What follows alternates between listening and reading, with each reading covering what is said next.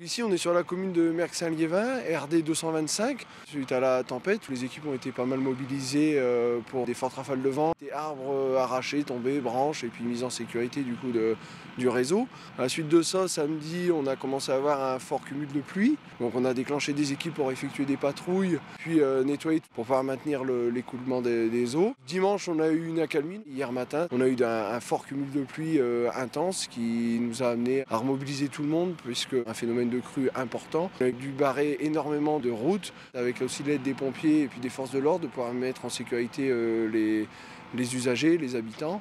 Et puis aujourd'hui, on est encore mobilisés, donc on a été mobilisés toute la nuit, jusque 2-3 heures du matin.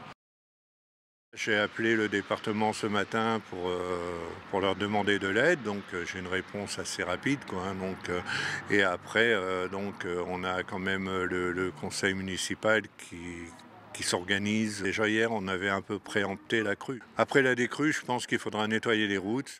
Avec la décrue qui est un peu amorcée par endroits, on est en train de nettoyer parce que maintenant on constate un peu ce qui a été acheminé par le cours d'eau, par les cours d'eau. Les équipes sont en train de nettoyer et puis recenser ce qui va être à faire aujourd'hui et dans les mois à venir. Les panneaux de police, directionnels, les fossés, comme ici les talus, donc en même temps prévoir de l'enrochement, tout ce qui est traversée hydraulique, prévoir le passage d'hydrocureuse pour nettoyer, puisqu'aujourd'hui on a une accumulation de sédiments qui s'est faite, donc qui obstrue ces traversées et puis qui vont empêcher le bon écoulement des eaux.